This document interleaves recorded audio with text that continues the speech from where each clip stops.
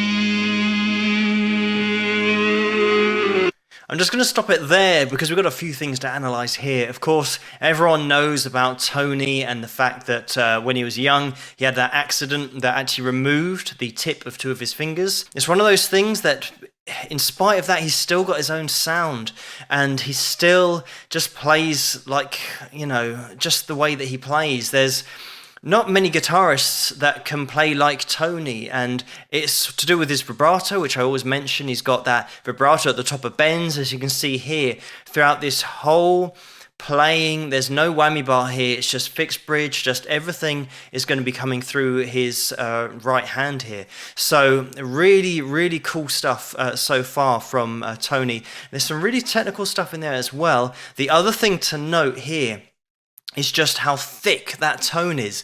It just hits you right between the eyes. There's nowhere to hide. Just a whole lot of tone. There's no reverb, there's no delay, there's no chorus, there's no phaser, there's nothing on there apart from just 100% tone. So in the backing, we've got this really cool kind of low mix keys going on that Tony's just supplying that top layer to, but there's a real contrast between the lead guitar is so aggressive, that tone is so in your face, compared to that backing is so smooth and so quiet almost, that lead guitar's really, really going to stick out. But really great playing here so far from Tony, and he's one of those guys that will just push it to the edge, and whatever he's feeling like playing at the time, he will play through his guitar, and we're just hearing exactly what's going through his mind at the time, and he's just laying it down on the fretboard.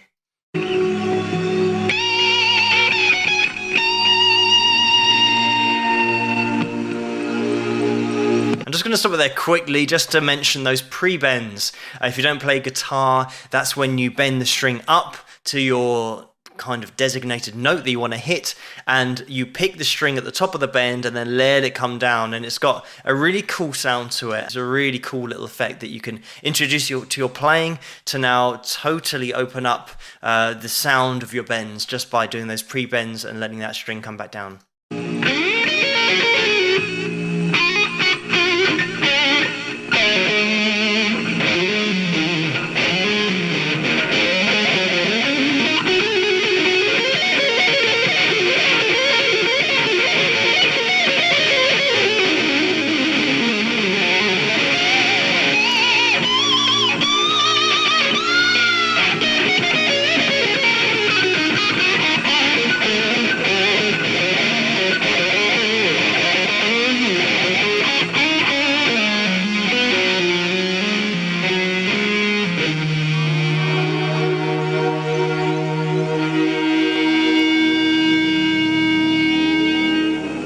got a really nice control of that feedback there. The way that he's just letting it creep in, but controlling it, not letting it run away.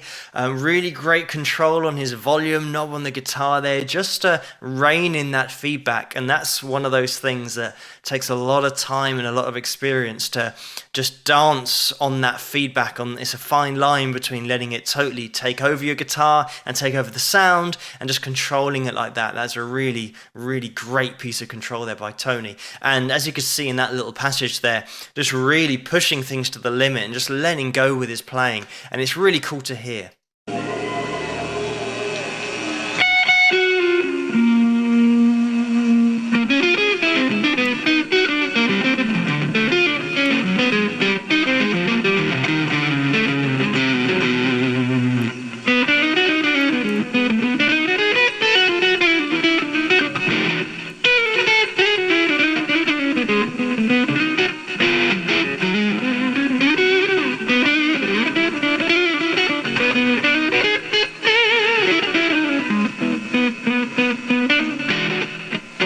I'm just going to stop it there because who going to a Black Sabbath gig was expecting jazz?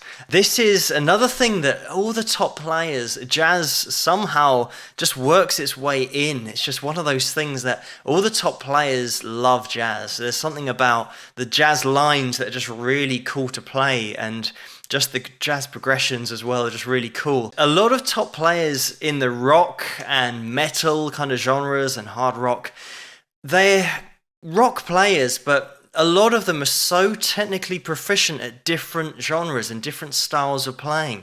A great example of that, I mean, Tony here just showing off just some great jazz lines. Another great example was Gary Moore when he played. I mean, he played great blues, but he also played like the hardcore metal techniques as well. He also played jazz, and these top players that often they're just seen as maybe one-dimensional just because of the genre that they play.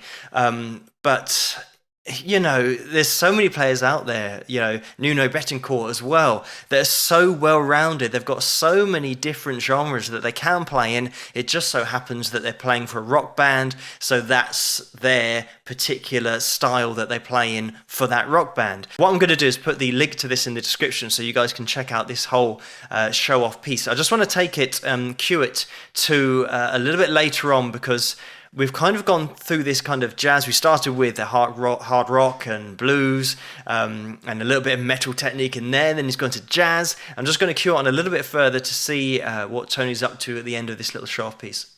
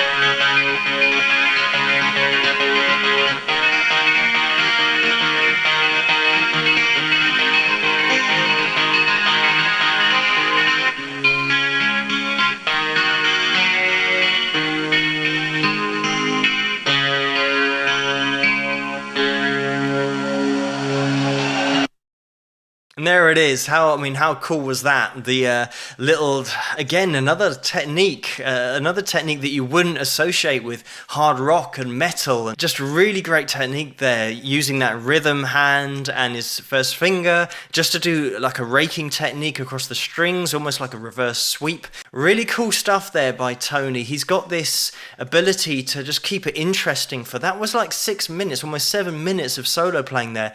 And Tony's just keeping it really interesting the whole time because he's got that many techniques that he can actually apply. He's not just a one-dimensional rock player. And this is all with what people might actually regard as a disadvantage, but he's kind of turned it into his advantage by making his weakness his strength and applying that and giving himself his own sound.